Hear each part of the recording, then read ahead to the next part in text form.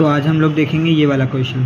इसमें गिवन है if 3 to the power 2x square plus 3x square plus 2x plus 14 is equals to 4 into 3 की power 4x plus 29 then x can be। हम लोग को x की value निकालनी है इस क्वेश्चन से। अब हम लोग जैसा देख सकते हैं इसमें टर्म है 3 to the power x square और 3 to the power x। तो हम लोग के मन में ऐसा आ सकता है कि 3 to the power x square को एज्यूम करते हैं a, लेकिन इससे ये पूरा इक्वेशन तो सॉल्व होगा नहीं क्योंकि हमारे पास 3 to the power x है। और याद रखिएगा ऐसा नहीं है कि हम लोग 3 to the power x को रूट ऐसा कुछ लिख सकते हैं, ये सब मत कीजिएगा, ये सब गलत है क्योंकि पावर में ये x स्क्वायर है, ये ऐसा नहीं इसमें है। इसमें होता तो हम लोग रूट लिख सकते थे, ये ऐसा नहीं होता कि हम लोग x को लिख देंगे। हम लोग को इसको दूसरा वेरिएबल एज्यूम करना पड़ेगा जो कि होगा b। अब फिर वही बात आ जाएगी कि हमारे पास इक्वेशन तो क्वेश्चन में एक ही गिवन है, वेरिएबल दो हो जाएंगे तो फिर हम लोग a और b की वैल्यू निकाल नहीं सकते हैं। तो इसमें हम लोग को कुछ और सोचना पड़ेगा। तो अब कुछ और क्या सोचें, तो फिर हम लोग को ऐसा टर्म चाहिए जिसमें एक्स स्क्वायर भी आ जाए, एक्स भी आ जाए और हम लोग उसको एक टर्म मान सकें। मतलब जैसे इसमें अलग अलग दिख रहा है ना कि यहाँ पे तो हम लोग ए ही मान सकते हैं, यहाँ पे ए बी दोनों एडिशन मान सकते हैं। हम लोग को एक ऐसा टर्म एज्यूम करना पड़ेगा जिसमें ए बी दोनों की क्वालिटीज़ आ जाए, यानी कि ये भी आ जाए और ये भी आ जाए। तो हम लोग ऐसा क्या करते हैं, हम लोग एक बार इसको नीचे ला के देखते हैं, ये वाली चीज़ को डिवाइड करके देखते हैं। और ये स्टैंडर्ड प्रोसेस ऐसा ही करना पड़ता है। आप मेरे पिछले वीडियोज़ में देखोगे तो मैंने एक ऐसा क्वेश्चन कराया हुआ है, बस ये थोड़ा सा उससे अच्छा है, उसमें परफेक्ट स्क्वायर बन जाता है डिवाइड करने पे। मैंने उसमें एक रूल भी बताया था ऐसे क्वेश्चंस के लिए।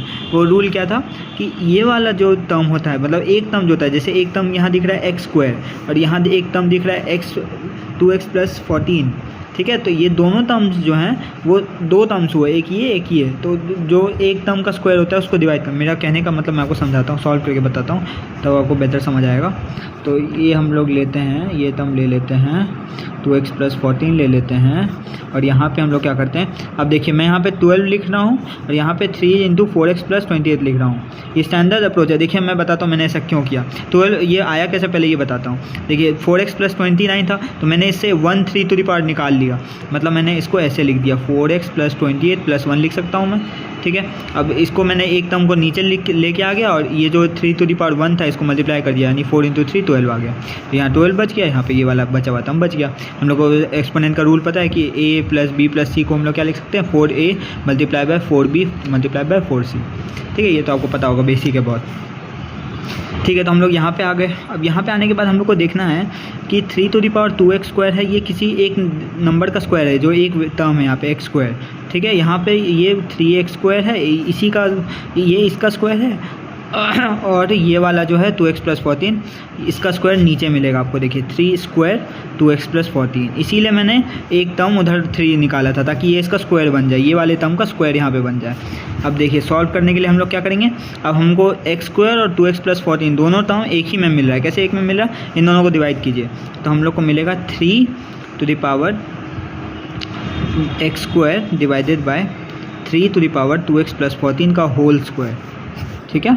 और यहाँ मिलेगा 3x स्क्वायर। अब आप देख सकते हैं यहाँ पे 2 × 2x + 14 है, यहाँ पे ये है, तो आप जानते हैं कि ये कैंसिल हो जाएगा, एक कैंसिल हो जाएगा।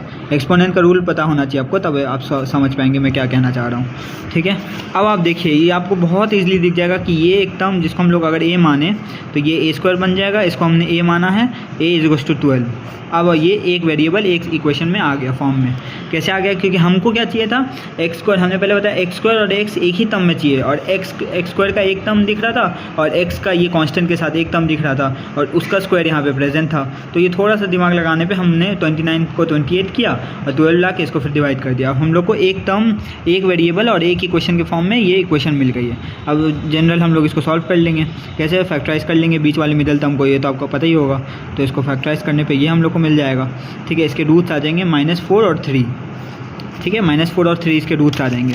अब बात आती है कि -4 और 3 तो a की वैल्यूज़ हैं, ठीक है। अब हम लोग को उसमें x की वैल्यूज़ करनी है, मतलब x की वैल्यू निकाली है ना। क्वेश्चन में तो x की वैल्यू का पूछा है, हम लोग को x की वैल्यूज़ पूछी है ना। तो a को हमने a को किसको एज्यूम किया था, 3x square divided by 3 2x + 14 is equals to -4, 3 दो हम लोग को इक्वेशन मिलेगी। अब हम लोग को ये पता है कि किसी भी चीज़ का a to the power x का जो ग्राफ होता है वो हमेशा पॉजिटिव होता है। ये ग्राफ से बता रहा हूँ, ऐसे भी किसी भी नंबर का आप वो मतलब वो लोगे, आप एक्सपोनेंट लोगे तो वो पॉजिटिव होगा, मतलब पॉजिटिव नंबर का एक्सपोनेंट कुछ भी लोगे आप तो वो पॉजिटिव ही होगा, वो कभी नेगेटिव नहीं आ सकता। -3 भी लोगे तो वो 1/27 होता है, कभी भी वो नेगेटिव नहीं आ सकता। तो -4 तो आ ही नहीं सकता, क्योंकि ये भी एक पॉजिटिव नंबर बनेगा, ये भी एक पॉजिटिव नंबर बनेगा, पॉजिटिव बाय पॉजिटिव नेगेटिव तो आ ही नहीं सकता। तो ये तो कर दिया, ये आपने दिमाग से हटा दिया।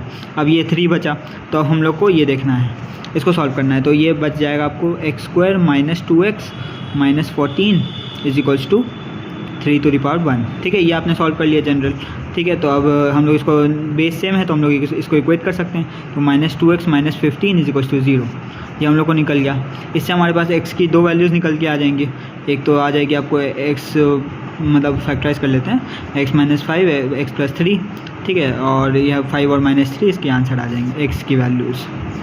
ठीक है, x = 5 x = -3।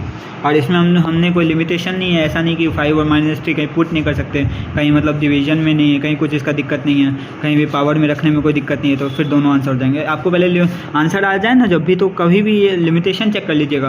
क्या पता 1/x हो तो हम लोग x ≠ 0 हो, मतलब x 0 नहीं हो सकता। लॉग, अगर लॉग के अंदर कहीं x दिख जाए तो वहाँ पे x हमेशा पॉजिटिव होना चाहिए, ना 0 हो सकता है, ना बेस में हो जाए तो 1 नहीं हो सकता। मतलब ये सब लिमिटेशन आप लास्ट में चेक कर लिया कीजिए। कहीं भी पूरे क्वेश्चन में ऐसा लिमिटेशन तो नहीं बन रहा। हम लोग कुछ भी पुट करेंगे तो 0 तो बनेगा नहीं, कुछ भी लिमिटेशन नहीं है। तो हमारे दोनों आंसर अच्छे से आ जाएंगे, और वो थे 5 और -3। Thank you so much.